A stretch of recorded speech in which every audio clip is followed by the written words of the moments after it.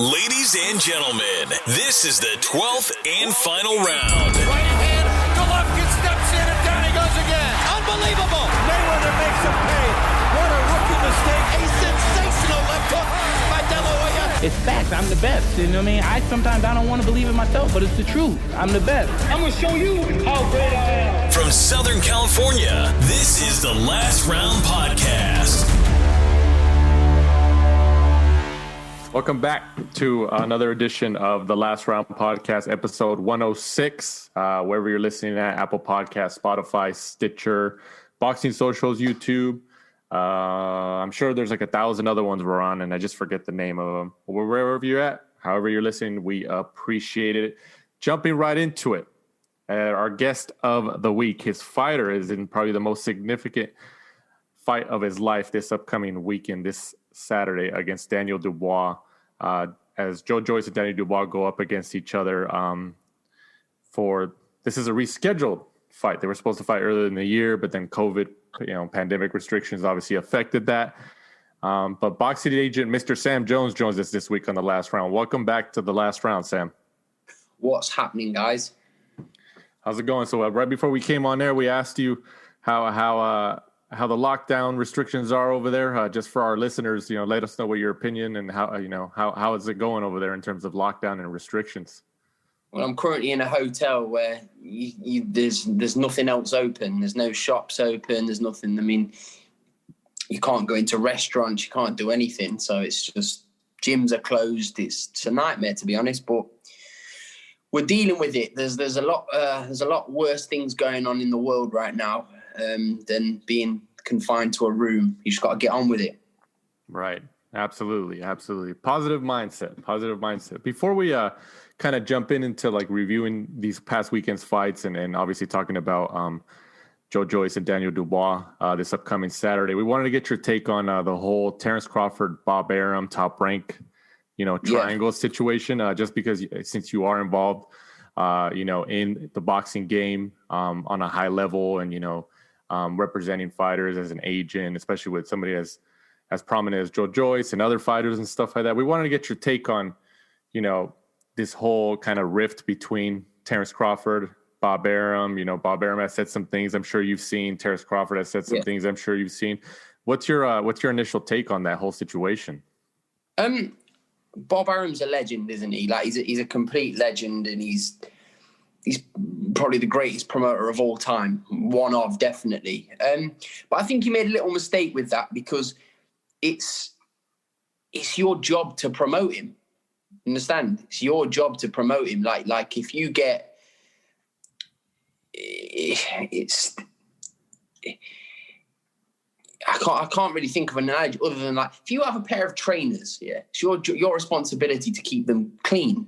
Do you know what I mean? You've got to. If Terence Crawford's not a big self promoter, then you've got to work twice as hard. It's like Joyce is not a big talker. Yeah, everyone knows that. He is when he's away from the cameras, but in front of the cameras, he's not a big talker. That's the reason why. Like, you don't sit like with you. I've got to work hard. Do you know what I mean? You've got to take some slack. You've got to promote him. So you can't be on air saying, "Oh, he's cost you this and he's cost." Because if that's what you think, then let him go. Let him go. Just let him go. Let him go and sign with PBC.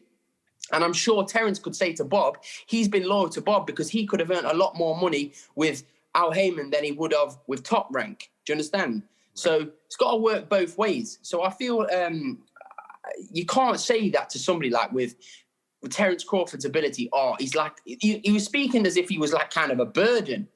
Like, the guy's like a god in where he's from. Like, Terence Crawford should just be fighting there. Like, Vladimir Klitschko's not a big draw. Like in the United States, they hated him in the United States, but he was an enormous draw in Europe. Go and make him go and fill the arenas in. I know obviously we can't do it right now because of COVID, but like make every one of his fights there. Make all the guys go to there and let him defend his title. And Nebraska. I don't know. Yeah, in Nebraska. Like I don't know. I wasn't a fan of what Bob said. I mean, I love Bob Arum. I think, as I said before, he's a flipping legend, isn't he? But I was was just a little disappointed because it's like, you can't complain when you have one of the best, if not the best fighter in your world on your books, and he's not where you want him to be. Well, that's your job. You're his promoter. You're taking money off him. You're on your percentage. You get your promoter's fee. His manager, whoever managed him, I don't know who managed him, gets their percent. They all need to work harder. Like, I'm not just saying that to cause, but they work harder. If he's not marketing himself very well, then your job is to. Not every fighter's like Tyson Fury and Floyd Mayweather. Not every fighter's going to have that ability to self-promote. Not everybody's got that ability. Mm-hmm. It's how you market someone. Gennady Golovkin is not a big talker, but he's a huge draw because he's been looked after well. Right. Canelo Alvarez isn't a big talker. Do you know what I mean? He's not a massive personality, is he? Canelo Alvarez. Let's be honest, he's not. He said, like, I'm not saying everyone should speak English, but he barely says one word in English, and he's the biggest star in boxing. There's no excuse to like not promote Terence Crawford properly. In my opinion, he's my favorite fighter to watch. He's got absolutely everything. How is that not appealing? If Terence Crawford fights a pay-per-view I'm buying it, and every other boxing fan in the world would buy it. Mm-hmm. I think another thing is that when he put Terence Crawford against Kell Brook, like that would have been pay-per-view in England if that had been put on in England. If Terence Crawford comes to England again, I think the last time he came was to fight, I can't remember, I think it might have been Ricky Burns. Yeah. Mm-hmm. I want to see Terence Crawford come over here and fight Josh Taylor, somebody like that. I don't know. That's just my opinion on Terence. I think he's one of the best fighters in the world, and I think he should be treated like that as well. In terms of, Bob Arum and Top Rank have said they've tried to make the fights with PBC, Al Heyman, and it just doesn't work out. They made offers and stuff like that. I mean, from your perspective and the position you're in boxing, I mean, you've been around those types of situations. I mean, like how do you go past that politics barrier and make those fights for him in terms of getting those PBC welterweights for his legacy like that? What do you do? Listen, the way I look at it is, right, if Manny Pacquiao and Floyd Mayweather can happen on cross promotions, bear in mind, Mayweather and Bob Arum hated each other. That fight was able to be made. If Tyson Fury Wilder can be made on cross promotion, Al Heyman and Bob Arum. If these fights can happen, there's no excuse if those fights not to happen. Terence needs that. I know he says he doesn't, but I disagree. I believe he needs a Errol Spence. That's like the modern day Hagler Hearns. Spence. It's the best fight in world boxing, in my opinion. Anthony Joshua and Tyson Fury, Errol Spence, Terence Crawford are the two best fights in world boxing to make, in my honest opinion. Mm-hmm. In terms of Mike and I were talking about this a couple of weeks ago on one of the episodes. We talked about how Jose Ramirez, who's a champion, a unified champion at 140 under Top Rank, had went to DAZN to fight Maurice Hooker in a unification matchup. He beat him, and then he obviously took the titles, I guess you could say, back to ESPN, to Top Rank. Do you think that maybe Top Rank and Bob Arum should kind of look at Crawford like that and maybe send him over to Showtime or anything like that? Hell yeah, definitely, because it's mad because Errol Spence is another one. Like I'm speaking without my boxing. I'm a fan at the end of the day. I'm a big fan of boxing as well. Errol Spence is again one of my favorite fighters. Him and Crawford are amazing fighters. But I think Terence Crawford beats them all. I think he beats every one of the PBC welterweights, one after the next. Mm-hmm. Let him go on there and take a big scalp, and then you've got more to bargain with, haven't you? Then your next fight can be on ESPN. But let him go, because if I'm Errol Spence, I am demanding the biggest piece of the pie because he's had bigger fights. Mm-hmm. Mikey Garcia in stadiums and Kell Brook. Errol Spence deserves the bigger piece of the pie for that fight. Mm-hmm. But it could be hard to make because Terence Crawford may say, no, I'm undefeated as well. I want 50-50, but ultimately he doesn't deserve it. Mm-hmm.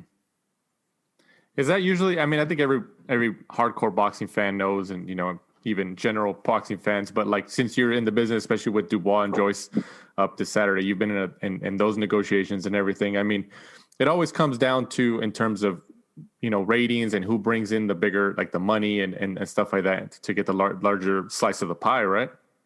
Oh, and yeah, you can say with Joe and Dubois. Now the situation was this: I've been to Daniel Dubois' fights. They have to put ticket sellers on the same show because he can't sell 10 tickets. Daniel Dubois, that's a fact.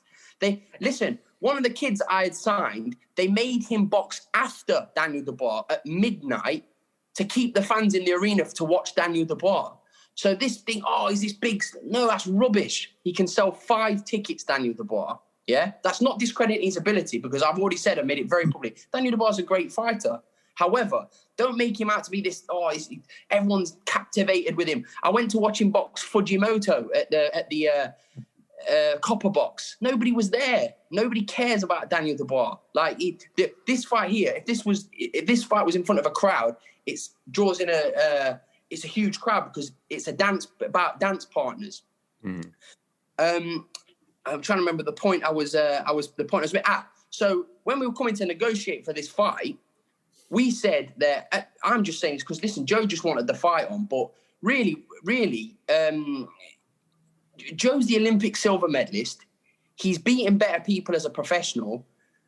Daniel Dubois has got no right to be the Daniel Dubois versus Joe Joyce. It should be the other way around. But Joe wanted the fight done. So sometimes it is about fighters itself. Like, how much do you want this fight on? Like, if Manny Pacquiao never got knocked out to Manuel Marquez, that fight would have never happened with Floyd Mayweather because Manny Pacquiao, it wanted to be Manny Pacquiao against Floyd Mayweather. It's egos at the end of the day. But Joe Joyce, being Joe Joyce, just said, "Look, I want to get the fight on, and we're taking one. We're getting kicked in the bollocks for it." Right. Kind of going back to the Terence Crawford point. Ultimately, he said that, or I think he said in interviews that his contract supposedly ends sometimes at the end of next year, maybe October, November. If he still hasn't secured, a big welterweight by that point, do you think he should stay with Bob Arum or maybe go see what his options are? It's mad me saying this because, again, I love dealing with Top Rank. I like Bob Arum. He's a legend, isn't he? But yes, he should leave. He should leave now. Bob Arum's publicly said you're basically a burden. You're basically like Lomachenko was the. It's like with Frank Warren and Daniel Dubois. Joe Joyce is like the stepchild that he doesn't really care about, but the stepchild's going to beat him, and now he's the favourite. And now Terence Crawford's like the stepchild that's costing him loads of money, and he's not. And he's keeping him because he's still a champion, but he's costing him loads of money. Let him go. If he's a burden, let him go. Let him go and earn millions with PBC, wherever the fight's. Terence Crawford's 33 years old. He needs to get a move on. Because at welterweight age, that's not a really young man. Obviously, his last performance will tell you otherwise, but he's not got that long left, does he, Terence? At the absolute top level.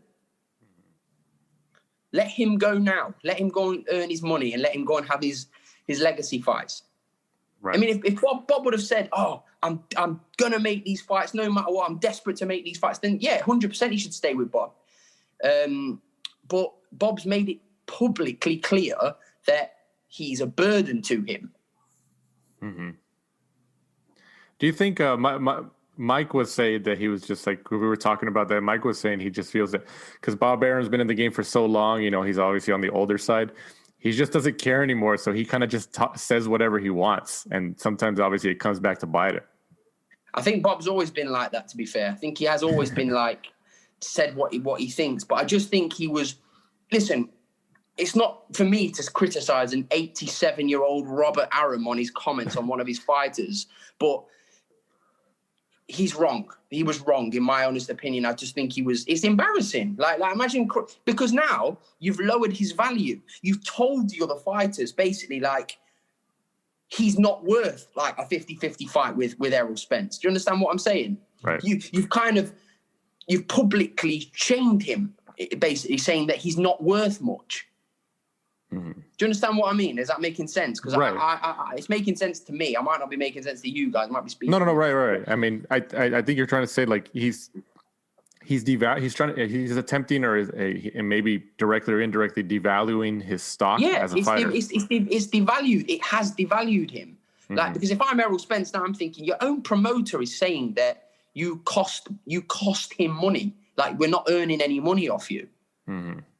So I don't know. I think Bob's probably upset because he's probably did his nuts with the Kell Brook fight, and like most promoters have over the pandemic, like I'm Eddie and Frank over here are putting on shows that you're not making much money during this pandemic. If anything, you'll be lucky to break even. So I think what Bob's done, Terence is obviously on a good contract with Top Rank, and ultimately he's probably not took a pay cut like what, say, Lomachenko did for Teofimo Lopez, and it's probably angered Bob, and it's probably a sour taste in Bob Arum's mouth. That's what I think's happened. Right. And Bob's kind of done his nuts on a fight with Kell Brook and Terence Crawford. And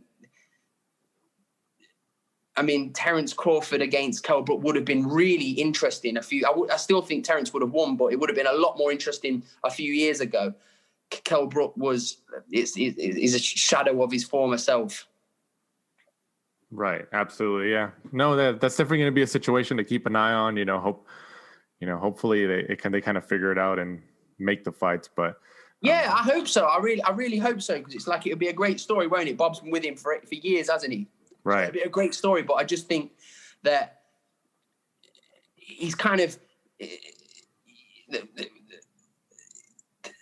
the relationship's over. Do you know what I mean? It's kind of untenable now. Because if I'm Terence Crawford, I'm not forgetting those comments. Right. Yeah. They're already out there and publicized and everything, so can't really take them back. Right. Absolutely. Before we jump into obviously Joyce and Daniel Dubois this Saturday, we're going to start with this past Saturday. The 21st of November from the Wembley Arena in London on DAZN. I don't know if you saw these fights, Sam, but obviously it was headlined by Conor Benn, who gets the 10-round who gets the unanimous decision win over Sebastian Formella. This was for the WBO Continental Welterweight title. Sam, we'll start with you. What did you think about Conor Benn's performance? Yeah, I gave an into it earlier on. I think it was a great performance from Conor, but if we're really honest, it was unbelievable matchmaking from Matchroom, because he's classed as a former world champion, an IBO world champion. He's just gone 12 rounds with Sean Porter. So on paper, that is an amazing win. But in reality, right, I watched the fight, and that Formella, he is so probably one of the toughest guys I've seen like for a long time in a ring. Like, he could take some serious well. He's so tough, but literally not an ounce of pop. Like, he didn't look dangerous for even 1 second of that fight. And it was just perfect matchmaking from Matchroom. So massive credit to Ross and Matchroom, all the guys at Matchroom making, because it's a good win on paper. And Conor Benn looked fantastic. Conor Benn looked really improved, really sharp. But that Formella was not dangerous at all. He couldn't knock the skin off a rice pudding. Sam, what did you think? I was just going to ask Sam, that sets up hopefully a fight between, either Josh Kelly and David Avanesian against Conor Benn down the line. How do you see that? I want my guy, Florian Marku, to fight Conor Benn. I want my guy to fight. But yeah, listen, Conor Benn against Josh Kelly is a huge fight. But Josh Kelly's got a really, really tough fight with David Avanesian. That is no joke of a fight. But I've spent time with Josh Kelly in the gym, and he is so talented, that guy. He's so talented. As I say, if Josh Kelly does the things I've seen him do in the gym, he'll beat David Avanesian. He beat David Avanesian, and he'd beat Conor Benn as well. That's just my honest opinion. But you just don't know, because David Avanesian hits really hard. You don't know. It's not a foregone conclusion. But I want my guy Florian Marku to fight all of those guys. Avanesian. One thing's for certain. This is a gospel. This is I'm not just saying this. I know people think I'm just I back my fighters. But Florian Marku would have stopped Formella. Wow. Punches way too hard. Florian Marku would have stopped him. And I'm prepared to put that to the test as well. Florian's going to fight on the 22nd of January. All going well, he beats that opponent, which is a good opponent, by the way. We're going to announce that hopefully in the next few weeks. But if he beats him, I'm happy to put him in the ring with Formella, and Florian will get him out of there. And Florian Marku, he's 7-0, right? He's undefeated? 7-0, yes. Right. Yeah. Where, in terms of Conor Benn, Sam, what do you think his ceiling is in the sport? I don't know. It's not for me to say. He could go on and win a world title. We don't know, do we? Because we've not seen him. We've seen him now with all his new attributes, and you can see how hard he's been working in the gym. And credit to him, because again, he doesn't need to box, does he? He's already got money. His family. He's coming from a wealthy family. So fair play to him. I like Conor Benn as well. This is what I mean. Like when I did my interview earlier, I saw Conor make a little comment like I'm just backing my guy. I'm not saying Conor won't go on to do great things. I'm just saying my guy will knock him out, which I'm certain of. But you don't know. But the 147 division, let's be honest, it's one of the hardest divisions out there, isn't it? I don't think. I mean, why Terence Crawford's about at 147 and Errol Spencer's. I think Keith Thurman's probably coming towards the end. Manny Pacquiao's towards the end. Sean Porter's. But you've still got guys like Ugas. These guys are serious guys, you know what I mean, to get through to. But you never know. Titles can become vacant, and you just don't know. But it'd be amazing for a world title to become available in this country, wouldn't it? For like your Josh Kelly and your Conor Benns and your Florian Markus, your David Avanesians. Would have a great like few round robin fights. I saw Florian and Eddie had a little back and forth on Twitter, and Florian obviously puts bums on seats. Is he going to be working with Matchroom now? We'll see. We've got offers from everybody. I mean, Eddie said he wants to work with Florian. We've not seen anything as of yet, and Florian doesn't need to wait around for anyone. Florian's got offers on the table from everyone, and when crowds come back, you'll see this for yourself. If Florian's involved in a 10 or 12 round fight with any form of championship title on the line, I'm talking about a interim, any kind of remotely big fight, he will sell out arenas. And he will sell... in New York, Florian would sell the Hulu Theatre in a 4-rounder. Wow. That's a fact. He would sell out... It's a pretty big statement. Yeah. It's not even a statement. It's a genuine fact. He would sell out the Hulu Theatre with a 4-round contest. I can't wait to see that. Man, that's the plan. That's the plan next year, to bring... hopefully the world's not like the Walking Dead and apocalypse next year, and we can see some normality come back. And have you? I mean, I know you guys are in a stricter lockdown over there in the UK, Sam. But have you heard anything from within the inside of the sport or the business about any potential crowds on the horizon over there? No, mate. I mean, our Prime Minister's told us recently that we're allowed to see our families for Christmas, and then we're being punished after Christmas and going back into an even stricter lockdown. So it's a shambles, isn't it? The whole world's a shambles at the moment, isn't it? Right. I mean, I don't want to start getting political on here, but I just think shield the vulnerable and let's get on with it, because I think it's a 99.7% survival rate. I mean, I don't want to go. I'm not going to start getting involved in politics and pretending I'm a doctor, because I'm about as qualified as this pair of socks next to me here. So, but I'm just saying that I think it's driving everyone insane now, isn't it? We just want to get crowds back and get some normality back. I just want to be able to go to a restaurant. Right. Yeah, some normality. Thompson can do it, Sam. You can do it, buddy. Thank you, man. Moving on that card, Fabio Wardley gets the second round TKO over Richard. Is it Larte? Larte, right? Yeah. What'd you think about Wardley's win on this card, Sam?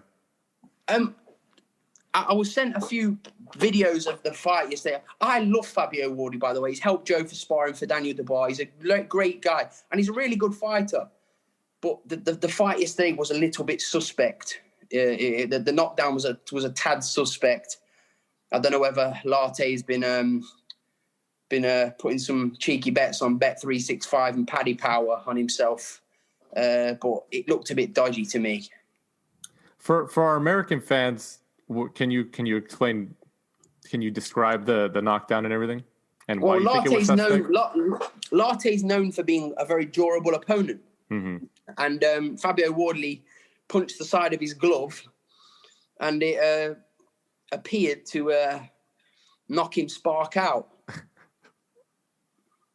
Listen, if it was like foul play, then Lartey deserves an Oscar, because the guy danced to the ring like a blown up Prince Nassim Hamed when he came down to the ring and when he boxed Kevin Kelly in New York, and went in there, had a pretty decent start, looked really assertive, looked like he was going to have a real go at young Fabio, and Fabio hit him with like a 1-2, and the 2 landed on the side of the glove, because I've seen it, like bounced off the side of the glove, and I don't know, Fabio Wardley, like, I don't know, I really don't. I don't want it to be, because I want to be happy for Fabio Wardley, because you will not meet a nicer man than Fabio Wardley. You just won't. But he went down like a sack of potatoes, and like he was just, I don't know. There's something rather untrustworthy about our Ghanaian friend.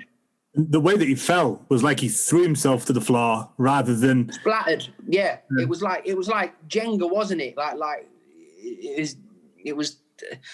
As I say, I hope. I mean, would I want to take a 1-2 from Fabio Wardley, even skimming my head? Absolutely not. It'd knock me out. But Richard Lartey is an 18.5 stone man that's been in there with Daniel Dubois, took clean shots from Daniel Dubois, clean shots from Nathan Gorman for 10 to 12 rounds. Fabio Wardley gives him a little 1-2 skim on the glove, and he cracks like a Pringle.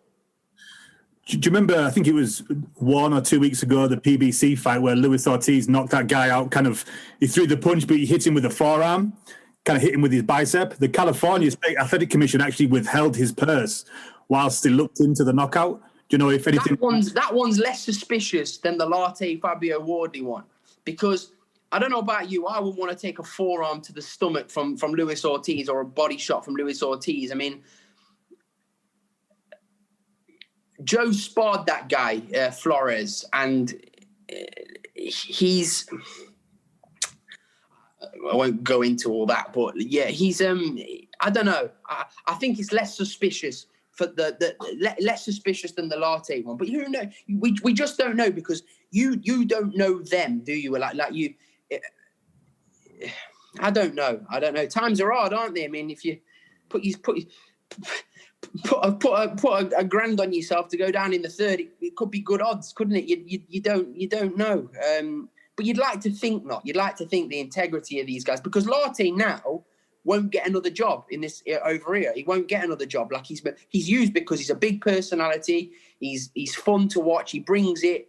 After that, you unless he's put on a whole heap of money on himself to go down, he's bugging himself for future fights. And I've looked at the Luis Ortiz one, and I think, I don't know. Like I'd like to give Flores the benefit of the doubt there. Have you ever been approached in the position that you're in, Sam, in terms of, like, you know, we see these questionable outcomes and stuff like that in sport, and you know, we see them throughout boxing on an annual basis and stuff like that, or different things like have you ever like seen people, you know, discussing outcomes like that, predetermined outcomes? Nah. No, I've never heard of that. Only like as in a joke way, like right. Only like, but I've never heard of anything serious. Like, it's like that's the lowest of the lows, isn't it? That is like chucking right. yourself on the floor and betting yourself to lose. It's like there's not much like there's not much lower thing to do than that, is it? Like, because ultimately Lartey's not. I told you, Lartey won't get another job. Well, I doubt he will, because he's known for his durability, and he's like his person, like No thanks. We don't want that. We don't want that again. Right. Before we move on to Alen Babic's fight, I kind of you maybe kind of think about it. Chris Lovejoy, Mike interviewed him a couple weeks ago, and he was supposed to fight on the. He was represented, I guess, by Don King, and then Don King came in and told Eddie Hearn, like, "Hey, I'm representing him," and one reason or another, it didn't go through. He didn't fight. But the guy he was 19-0, 19 knockouts, and all of his fights were in Mexico. And I think he said, didn't he say, Mike, that he knows like he's not that good or something like that, but he was just trying to get to a payday, and that was his whole plan, right, Mike? Dave Allen told Coogan that when he spoke to him, like afterwards when the fight was called off, that Chris Lovejoy kind of admitted to him, like, I went to Mexico, got all these wins. I'm just trying to get myself a play there. I'm a hustler. I mean, we never saw Chris Lovejoy say that. Dave Allen claims that Chris Lovejoy says, but you know him, Sam. He tried to talk his way into a Joe Joyce fight. I know Chris is my friend. I get on really well with Chris. When I ever go to America, I always meet up with Chris. Like he's my mate. Like. Whether he's a good fighter or not remains to be seen. Funnily enough, I've met Chris numerous times. I've never seen him even hit the pads. I've had a cheeseburger with him, but that's about it. Right. But listen, he would go in there and he'd give it. He still takes a lot to go in there with 10-ounce gloves and fight a big man, doesn't it? Like, so fair play to him. I mean, this year was summed up by that night. Donald King, prevented David Allen from fighting in the year 2020. I mean, what the hell is going on? Right. Don King always finds a way to come back in, doesn't he? Still owns it. Who would have thought it, though? Donald King, 5,000 years old, prevents David Allen to fight. It's just he forced him into retirement, didn't he? Yeah. it's like what the hell's going on? But it just this year keeps getting stranger, doesn't it? Absolutely. And then moving on, Alen the Savage Babic gets the third round TKO over Tom Little. Little was down twice in the third round prior to the stoppage. What'd you think about Babic's performance, Sam? You just wouldn't want to burgle Babic's house, would you? Just an angry, bold man, isn't he? Right. He's marketable, though. Yeah, listen, as I said, whenever I've watched Babic, I keep thinking, like, flipping it, this guy is not that great. He's just... he just comes to try and kill you, doesn't he, Babic? But that's what people want to see. People want to see that kind of fight. That's why, like, I don't know, like, he's got that raw, rugged style where he comes to... You can't criticize Babic because many fighters say, I'm going to do this. I'm going to beat this guy this way. Babic literally says, I'm going to try and knock your head clean off your shoulders from the first second of the first round. And that's what he does. He does exactly what it says on the tin. So I like Babic. I've got no problem with Babic. But Babic is great entertainment. Do I think he's going to come unstuck at the top level? Yes, absolutely. But until then, we're going to have great fun watching him. Mm-hmm. Eddie will match him. Eddie knows that obviously, he's trending on Twitter. He gets the eyeballs and essentially it's a business. Eddie's going to match him obviously with the smaller heavyweights until, he can't do that any longer. And eventually, he'll probably get on the chopping block for someone bigger like the Hrgovic fight. I'm sure he'll wrap him in cotton wool until the Hrgovic fight. I said, I got asked earlier on, like, what would you fight? I mean, the perfect fight for Babic would be somebody like Lucas Brown, even David Price. Big Dave's my mate, like, but it's a good fight. It'd be interesting because Dave can punch, but being vulnerable as well, it would make for an interesting fight for 2 or 3, 4 rounds or however long it has. But for talks of him going in there fighting Hrgovic is a killer. Hrgovic is a like Michael Myers of the heavyweight division. Like you don't don't put Babic in with Hrgovic. Do that when the fight makes loads of money and it can sell out a stadium in Croatia. That's just my honest opinion. But if I'm Kalle Sauerland now, I'm like, let's get him now. He's hot. Hrgovic is not like, he's kind of like a who needs him kind of heavyweight. So if I'm Kalle, I'm like, flipping it, let's get the fight on now. But if I'm Eddie Hearn, I'm keeping the savage well away from Hrgovic, because I do think Hrgovic, I would never say this to Babic's face because I think he would break my head, but I think Hrgovic would make very easy work of one Alen Babic. I could see Simon Vallely, ex-cruiserweight, smaller. You know, he's been on Eddie Hearn shows before. No, I don't want to see that. No. I mean, as a matchmaker, yeah, probably, yeah. But, like, the credibility's not really, like, Lucas Brown's a name. Nick Webb's a great fight for Babic. But, I don't know. Nick Webb, he thinks his value's up here at the moment because he won that competition. So... Well, Alen Babic is 6-0 after this recent win. How many times you as an agent in the sport, Sam? How many times would you like to see him be matched up next year? Every month, because he's trends, doesn't he? Yeah. Just get him out of there. Just angry man. Like Alen Babic can go and win the Bridgerweight world title, whatever it's called. Oh, don't get Mike started on the Bridgerweight. Oh, it's ridiculous, isn't it? I mean, come on now. But yeah, it's another. I mean, people will fight for it. They will fight for it. Somebody will go for it. I think people will like, but I understand. You know, like the sentiment reason, like it's great, like the kid that protected his sister. But like, if we had belts for every hero or like young hero, like. Would be running out of belts, wouldn't we? Like what they should have done is like put what was his name, Bridger, on. Do you know how you've got pictures of the champions on the belt? Mm-hmm. Right. Call it super cruiserweight, and put his picture on the belt. That's how you honor somebody. Don't call it Bridgerweight. I mean, come on. I wouldn't. If I was a boxer, I wouldn't want Michael Buffer to announce me as the Bridgerweight world champion. All right. I'll just say, Michael, can you just announce me as the new world champion, not Bridgerweight world champion, because it's just ridiculous. Yeah, it doesn't roll off the tongue. Yeah. I mean, we'll be bringing flipping VAR into boxing soon. We did the Franco Maloney. It didn't work out. Oh, that was ridiculous. That was. That's one of the worst things I've ever seen in boxing. How can you watch something for 20 minutes?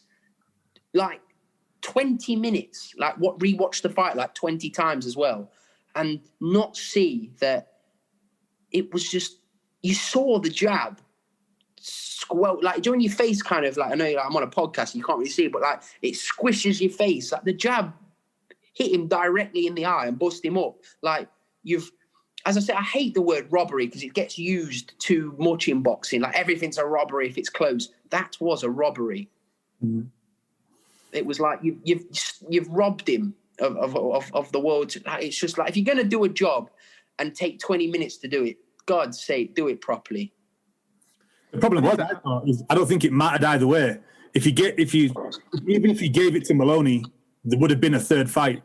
Right. Yeah. Either way, right. I thought there was going to be a third fight, so just give it back to him and then do the third fight. Yeah, 100%. But like from Maloney's standpoint is when it goes into negotiate the third fight, he's on the B side. So that's why it's important. And it's like he's ruined. He's lost his tag of a 2-time world champion. Right. It means a lot. It means a lot, especially in this sport when A and B side's such a thing. Yeah. Right. I just think it was just a shambles of a decision. I mean, I remember coming downstairs because I'd wait for the night, but I'd set my alarm clock to watch the Terence Crawford fight. And I came downstairs and I came down when the fight was finished, but I watched the fight back and I was just like, and then I watched all the replay. Like, I could tell watching the fight once that it was not a headbutt. There was no headbutts in that fight. Like it was a clean shot. to the chops. Right.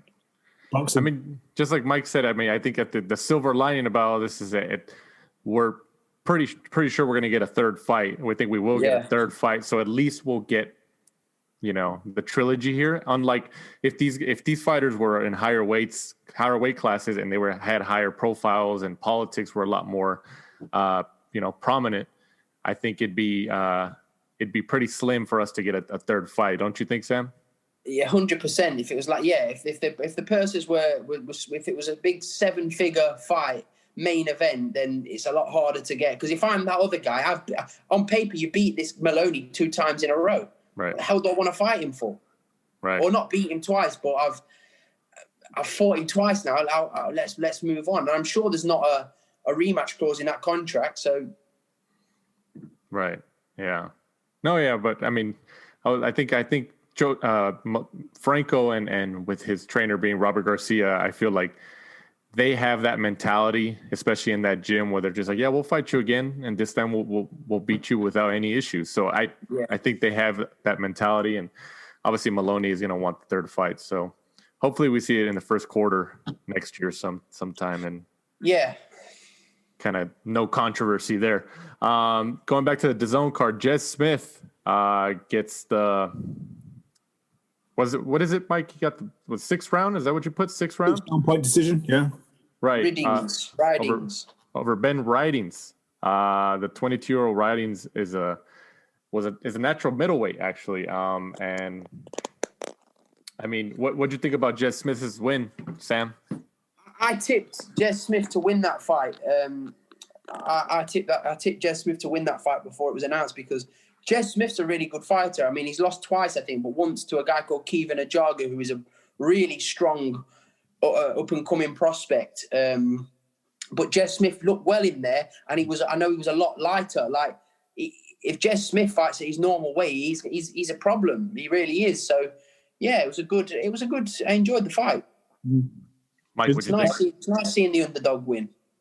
It was a good fight. You know, both guys took it on short notice, and Smith. Yeah. That's what I mean. Like it's a note, isn't it, to young pros at the moment? Stay ready, because at the moment you never know when your next chance is going to come. And fair play to both men. They both took it on short notice. And Jez Smith, even more credit to him, fighting out of his weight division, way above his weight division, and it paid off, didn't it, for him? Huge win for him, biggest career win.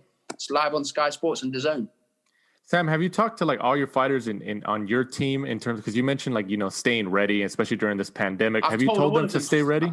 I've told all of them to stay ready. I've always found it hard because it's difficult. Like, it's difficult for me, like a chubby checker like me, to say, listen, guys, you need to stay ready. But it's their responsibility. Like, it's my responsibility to tell them. It's my job to tell them. It's their job to be an athlete and stay ready.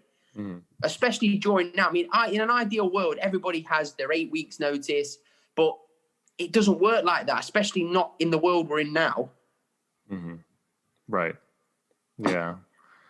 I mean, like I don't even know how many fights in this, just since March, since this whole pandemic started, have been, announced. Like, for example, like Canelo just announced his fight, and it's with, in the next 4 weeks. I mean, usually, especially fights of that magnitude, you announce maybe 3 months in advance and stuff like that. You go to your different cities and promote. We're in different times, aren't we now, mate? Like we're in different times. And look, Callum Smith, fair play to Callum Smith. No one's turning down the Canelo fight, are they? Let's be honest. It's the biggest fight. It's the biggest ticket in boxing, isn't it? That's it. No one's turning down the Canelo Alvarez fight. Right. And we'll ask your opinion on that, towards the end of the episode.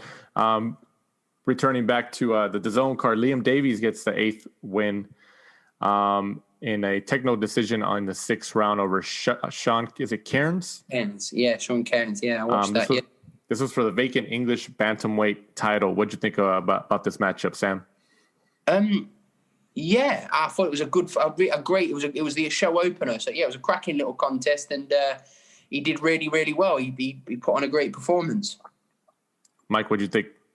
Like Sam said, I thought it was a good performance from Liam. I thought Cairns looked like he had leg trouble or something. Like his legs look really kind of heavy underneath him, and even his corner after, like, I think the second round were asking him, like, "Are you okay? Like, is there something wrong?" And he was like, "Yeah, no, I'm good. And they were kind of trying to get him to kind of wake up and kind of slowly work his way back into the fight.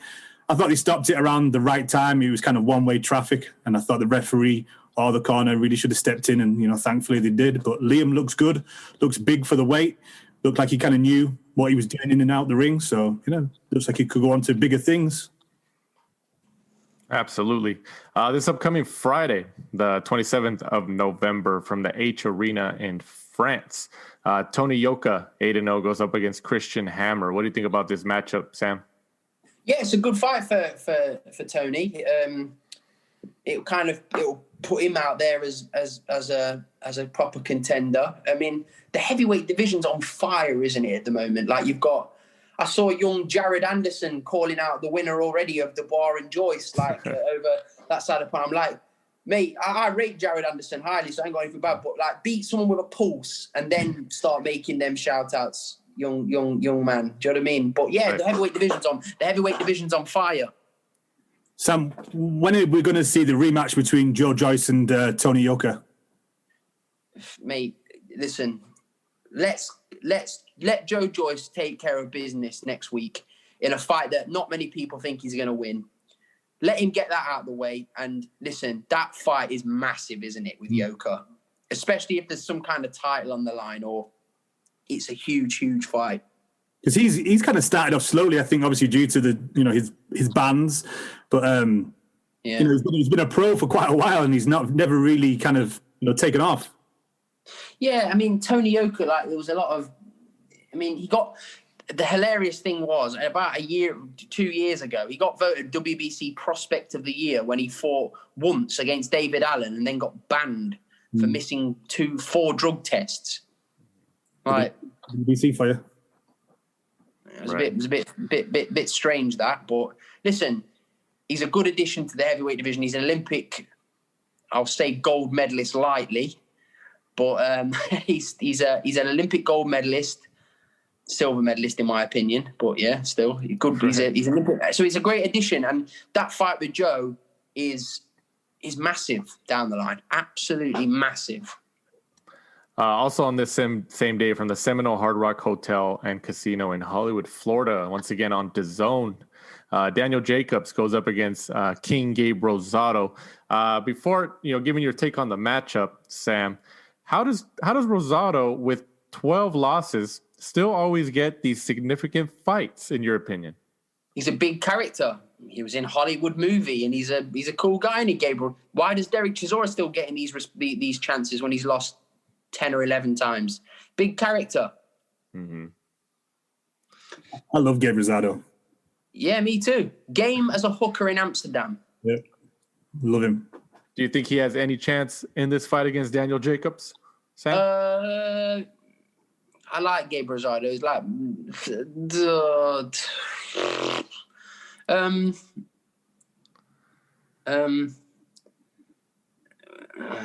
No, I think Danny Jacobs is going to win the fight.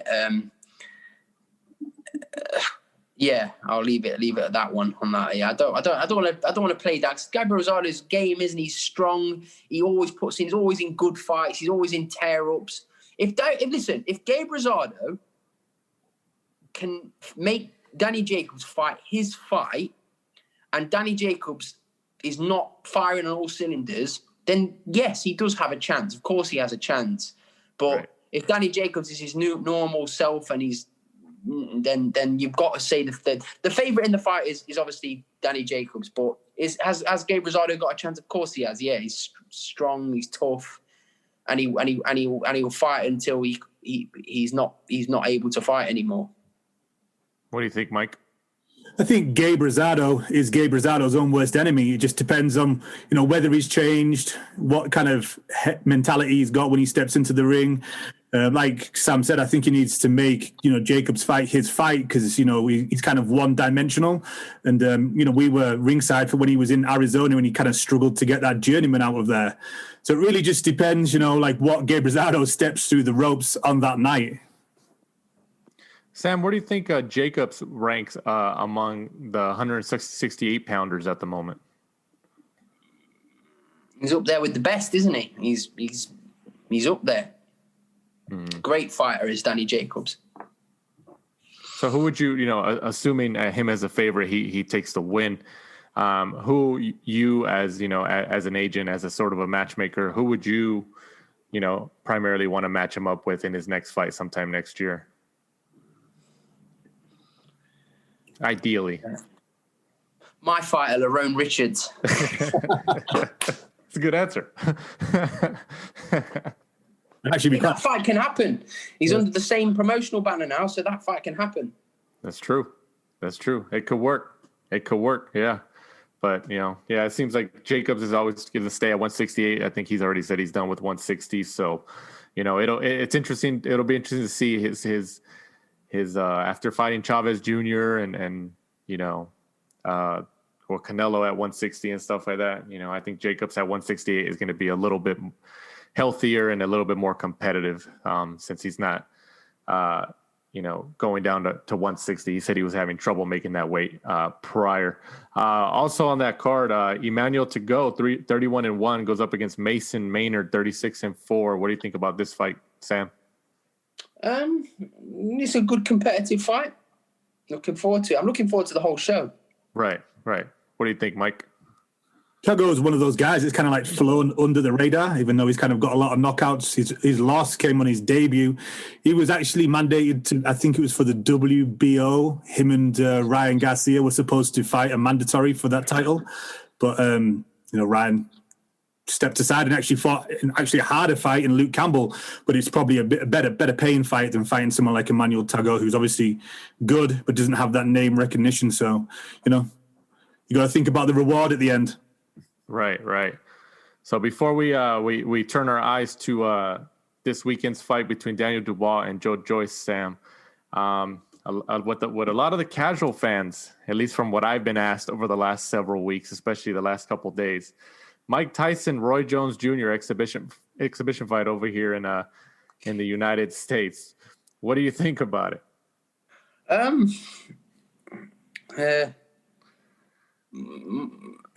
It's an exhibition, isn't it? But I would prefer two old men to not be fighting. How well do you think it's going to do in terms of like maybe ratings or pay-per-view buys? I mean, if they're pricing it over here at $49.99 in US dollars, what do you think? I mean, like I buy everything when it comes to pay. I'm a boxing fan, so I bought Eubank Jr. against Quillen, I think it was, when it was like on ITV, when that was like the worst pay-per-view you've ever seen in your life. I'll buy it.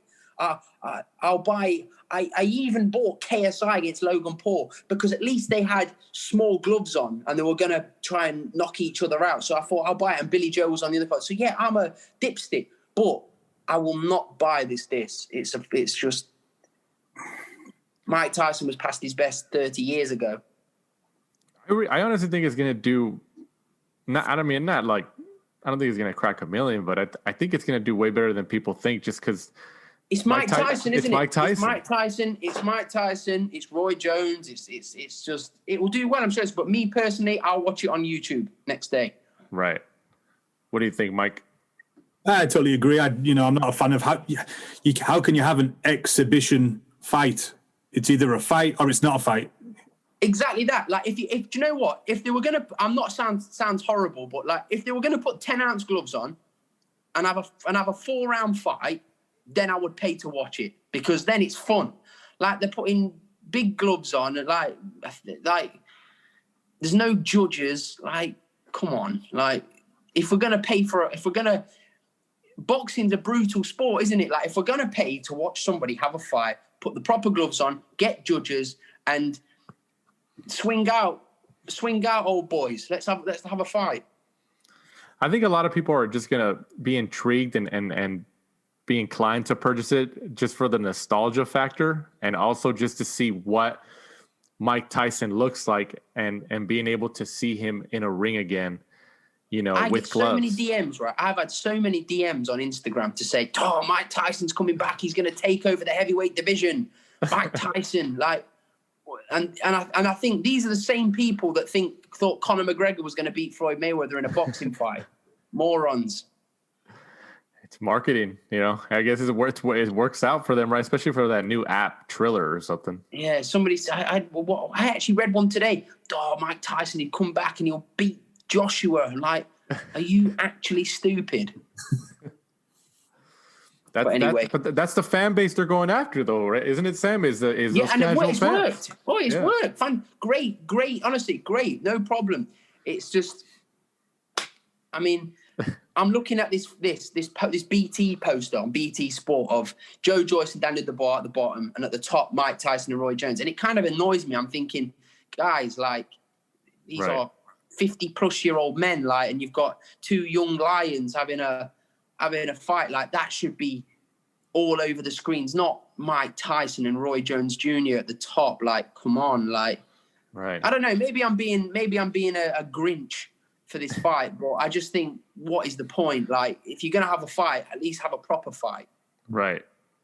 And it's gonna be 8 2-minute rounds, no headgear, 12-ounce gloves. So on Fight TV and that new app, Triller. So we'll definitely see. I'm more intrigued just to see how it performs on the pay-per-view market more than anything. But here we is, main event this Saturday, the 28th of November, from the Church House in London on ESPN Plus here in the United States. Daniel Dubois, 15-0, goes up against Joe Joyce, 11-0, and this is for the British, Commonwealth, European, and WBC silver heavyweight titles. All right, Sam. Obviously, we know you're representing Joe Joyce, so we know which side you're on. I think everybody knows that. But just dissect the fight for us. What is going to happen? How is it going to end up? To be honest with you, I don't know how the fight's going to play out. I know Joe's going to win, but there could be some scary moments in there. There could be not. But Joe Joyce has boxed all around the world at the highest level in the world. Wins over Tony Yoka, wins over one of the gold medal favorites, Fraser Clark, 5 times. He's beaten Majidov. He's beat Jolalov. He's beaten Ivan Ditchko. He's beaten Filip Hrgovic. Listen, you don't win fights like that if you're useless. Right. He's retired Bermain Stiverne. He's retired Ian Lewison. Ian Lewison, people forget, that was Joe's debut. Ian Lewison's fight before that was a TKO loss to Dylan White, where he retired on his stool after 11 rounds. Joe stopped him in the 8th round by a vicious beating. Joe won the Commonwealth title in his 4th professional fight. Mm-hmm. So read into that what you will. I mean, yes, Daniel Dubois looks spectacular, but when he look at the opponents he's boxed. I mean, listen, I'm with my guy Joe Joyce. Anything can happen. It's for heavyweight fights, 10-ounce gloves, but I'm with my guy Joe Joyce. Sam, do you think you've already kind of won the up in the head game? Because I watched the face-off, lockdown, knockdown, and it kind of seems like you got to Daniel. Yeah, because I just told him the truth. I wouldn't want him to get up and try and strangle me because his hands are like the size of a baseball mitt. So I wouldn't want him to do that. But I was just told him the truth. He's had everything his own way. He's been made to feel that way. Mm-hmm. Like if I went and I don't know, had a fight with somebody smaller than me and someone that, I'm strong, but ultimately he's been spoon-fed fights. He's never had. I mean, the Nathan Gorman fight, yeah, credit to him, he did very well. But Nathan Gorman didn't even train one day for that fight. He was in hospital with his son. Mm-hmm. And what should have really happened is that fight should have been rescheduled. Right. But the promotion is all for Daniel Dubois. Look, Frank Warren's a great promoter, Hall of Fame promoter, but he's in the Daniel Dubois business. Mm-hmm. He's in the Daniel Dubois business, but he's going to be in the Joe Joyce business after this fight. How is that for you and Joe? Kind of knowing that Frank is, openly siding with Daniel. Who cares? Who cares? We've got the fight, haven't we? Who cares? If you want to be top dog, you have to beat the top dog. Even though he's been handed the top dog status, you still have to take it. And that's what Joe Joyce has got to do. There's no point moaning about it. Got to get on with it, haven't you? I told Joe this as well. I said, listen, if you want you want all that top billing, you want to fight for the world heavyweight title, you want to have these big legacy fights, go and beat Daniel Dubois next week. Mm-hmm. It's as simple as that. Can't moan about it and cry and complain about it. We could say, oh, Joe's the Olympic silver medalist, he should be the star here. But ultimately, Daniel Dubois has been promoted with Frank Warren from the beginning, and Frank's made it very clear he wants Daniel Dubois to win. I prefer that rather than a snake sit there and go, oh, yes, it's going to... I don't mind who wins. At least he's being honest. Mm-hmm. Is there a rematch clause in it?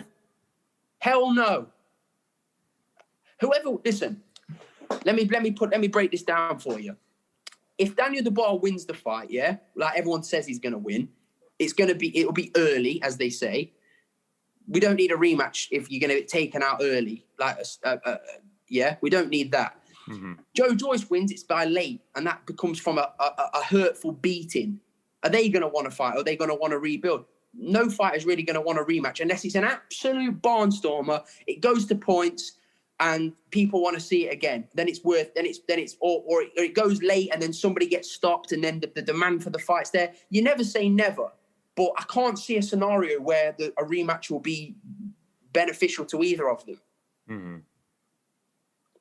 In terms of you mentioned Joe Joyce, obviously the Olympic silver medalist and has fought the better high level competition.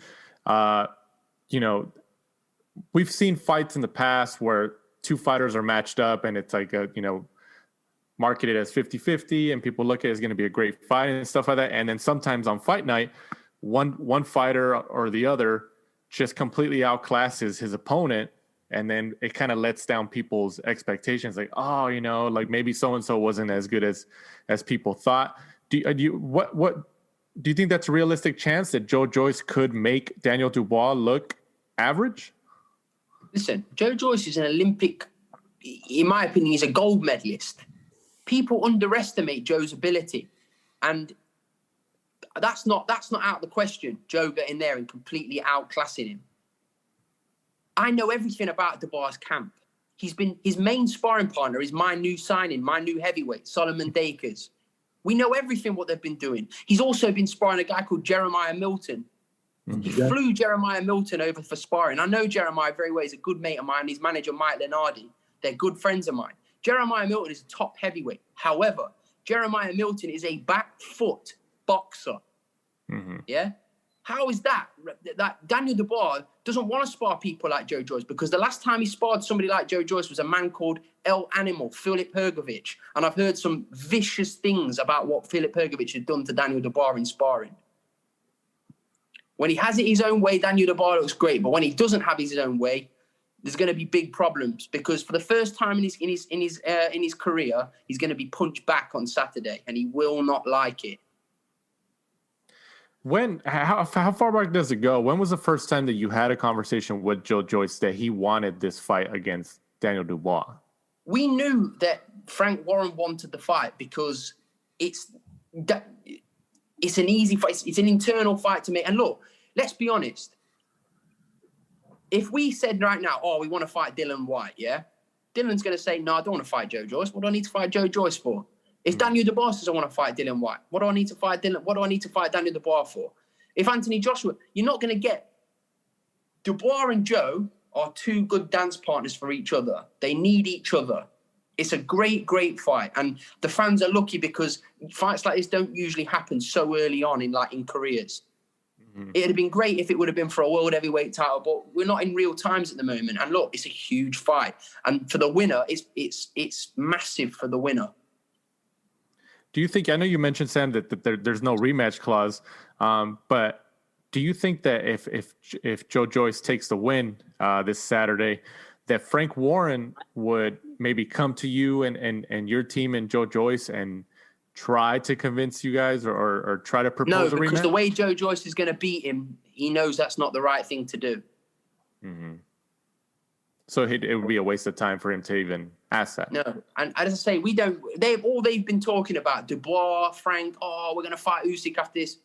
we're interested in Daniel Dubois, and we'll worry about those fights afterwards.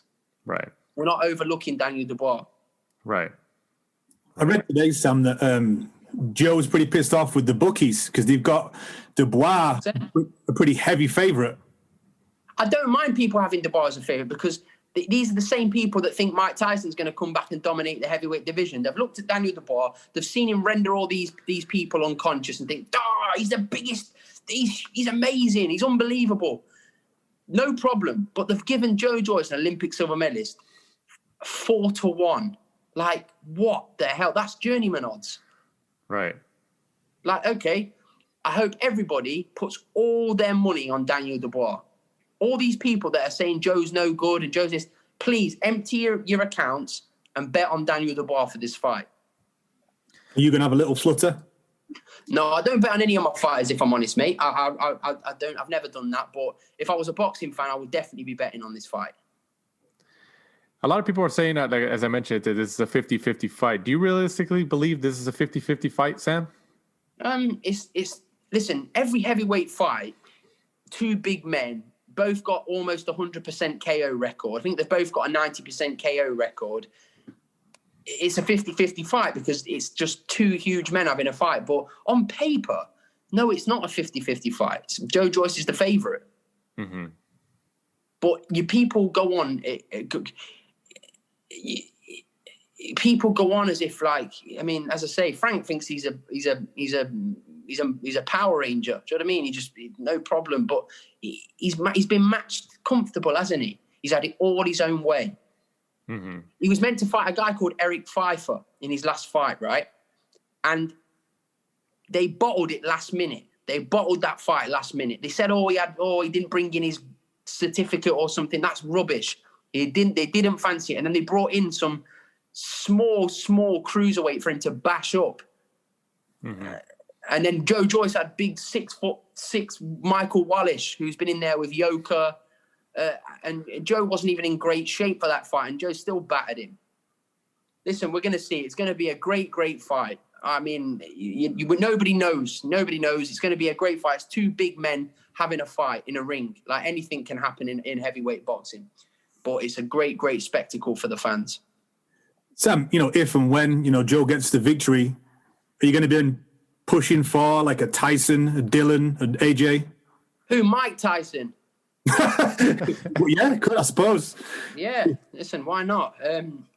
No. Yeah, listen, we'll worry about this after the fight. We don't.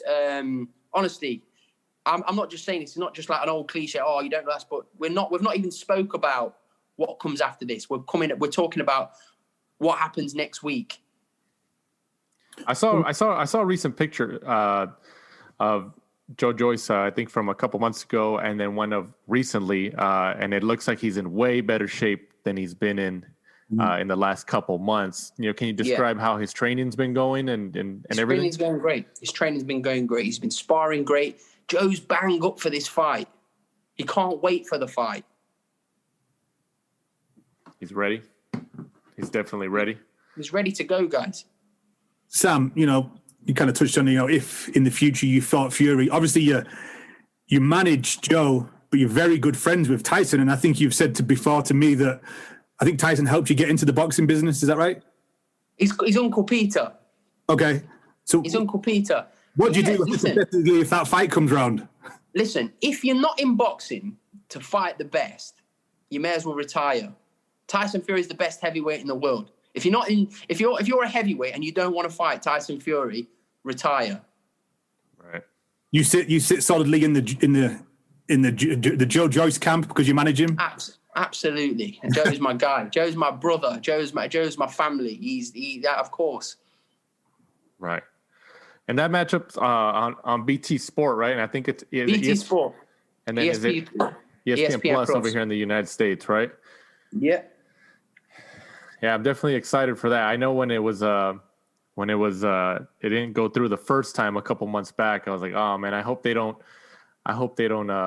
take too long to reschedule it or push it back too long. After when it was canceled the first time, Sam, going to that point, were both sides, I'm assuming they were both insistent on making it as soon as possible again? Yeah. The world's not been a normal year, has it? Let's be honest. Right. When it got cancelled the second time, I thought this fight's never happening. And then we just all sat down and we all made it happen. Right. If the worst happens, Sam, and this week someone tests, is there a backup? I'm not going to say that, I know. Oh, I feel like terminating this podcast. I've not thought about that, if I'm honest. I mean, it's obviously in the back of your mind, but let's just hope to God nothing happens like that. Chris Lovejoy, fly him in. Yeah. Oh, Chris. One shot. No, I don't want us to watch Joe beat Chris up. Well, hopefully that doesn't the whole, I know you said you're already in the bubble per se, Sam? No, I'm in a hotel near Joe's house. Okay. So when do you guys plan on going? We go in the bubble on Tuesday. Okay. Is it like a daily testing, like multiple times a day, or is it like a one-day thing? Once. So you go in there, you get tested on the Tuesday, and then you stay in the confines of the area, and then that's it. It's fight time. All right. Well, hopefully Mike didn't jinx it, Yeah, Mike. I want to see the one shot back. We need Chris Lovejoy back in the UK. Oh, don't jinx it, mate. Don't jinx it. But before we let you go here, can kind of give us your quick take on Canelo and Callum Smith, December 19th. What do you think? I want Callum Smith to win the fight. Do you think it's realistic? No, if I'm honest. But that's just me being perfectly honest. I think that Canelo's going to win the fight. But I would love to see Callum Smith win the fight. I really would. It'd be amazing to see. And I'll fully back him, and I would love to see him win the fight. But I don't. I think Callum Smith lost his last fight against John Ryder and got very fortunate with the decision. I think Canelo Alvarez is a different beast. I think Canelo wins with a body assault, like he did to his brother. Yes, very similar. Do you think Callum Smith is the best super middleweight in the world? No. Canelo Alvarez is the best super middleweight in the world. Well, if we exclude Canelo in terms of the next best guy at that weight class. No. I think Billy Joe Saunders beats Callum Smith. So it would probably be Canelo and then BJ Saunders number 2? Yeah, I would say Canelo. You can't say Canelo's not the best super middleweight. He's the best, isn't he? He just is. And whatever weight category Canelo Alvarez decides he's in, he's the best in that weight category automatically. Right. Good shout. Right. Well, Sam, we definitely appreciate the time you here on the last round this week. Mike has probably one more thing before we let you go. Before we let you go, I just wanted to get your fight of the year so far, fighter of the year so far, and your knockout of the year so far. Fighter of the year so far. Okay, so knockout of the year, Gervonta Davis against Leo Santa Cruz. Fighter of the year, I give it to both. I'm putting it to both guys, Tyson Fury and Teofimo Lopez. And fight of the year so far. Fight of the year so far. God damn, there's been a few. Maybe Eggington against Cheeseman. That's a good one. Yeah. Egg and cheese. Yeah, the whole fight thing. Egg and cheese. That was a serious fight. Yeah, that was an exciting fight to watch. Well, Sam, we definitely appreciate it. Before we let you go ahead and plug your social handles and obviously your Joe Joyce and Daniel Dubois. Don't follow me, guys. I get enough abuse. You seem to like it though. I don't care. I used to bother. Now I kind of laugh. If somebody wants to give me abuse, it's up to them, isn't it? Like they're wasting their time. Like is what it is, isn't it? It's just because I'm honest. Like I give my honest opinions on stuff. Like I don't mix my words. I don't think you've been asked in a while, but are we ever going to see Sam Jones Promotions? Never say never, mate. I'm very happy. I'm in a blessed situation where I manage a top stable of boxers.